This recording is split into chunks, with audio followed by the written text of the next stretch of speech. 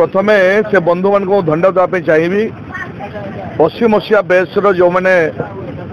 बंधु मैंने ये कार्यक्रम कर 12 वर्ष है कार्यक्रम को से अति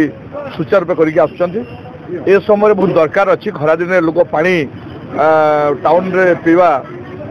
पानी जो दरकार हुए पीवाई से गोटे उद्यम से जारी रखी 12 वर्ष धरिक तो से धन्यवाद पात्र एवं आज विशेष भाव पणा संक्रांति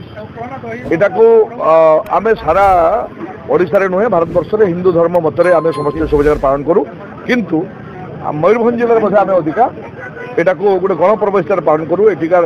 ऐतिह्य परंपरा बहु पुरातन छौ आम सेलिब्रेट कर से हिसाब से आम छतुआ जोटा कहूँ आप मुढ़ी छतुआ कहतु सुला कहतु विभिन्न प्रकार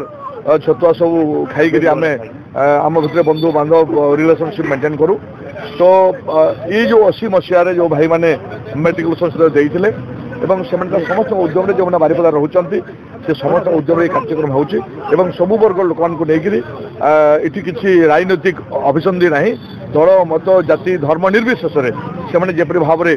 गोटे सेवा मनोभाव नहीं कार्यक्रम कर केवल जड़छत्र नुहे विभिन्न समय विभिन्न कार्यक्रम करते सामाजिक कार्यक्रम करते से बंधु मान को बहुत धन्यवाद देवी कृतज्ञता जनइबी मुझे आशा करी एभली साधु उद्यम आगक आउ थाऊ धन्यवाद। आम 80 मैट्रिक बैच बंधु मैंने जो मैंने विभिन्न क्षेत्र में समाज विभिन्न क्षेत्र में अधिष्ठित अच्छा किए वकिल अच्छी किए सरकारी कर्मचारी अच्छा किए अध्यापक अच्छा किए साइंटिस्ट अच्छा किए व्यवसायी अच्छा समस्ते गोटे महत् कार्य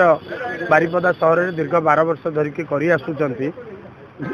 ग्रीष्म दिन में जो जल कष्ट हुए से पानी पानीय जल जोगाइबार कार्यक्रम बारिपदा सहर में करती एवं आम 80 जलस्रोतर गोटे बड़ विशेषत्व है ए विभिन्न फ्लेवर आपणकर पानीय जल मिले आपणकर दही पानी कथा कहतु लेंबू पानी कथा कहतु आपणकर पुदीना कहतु आपणकर कमला कहतु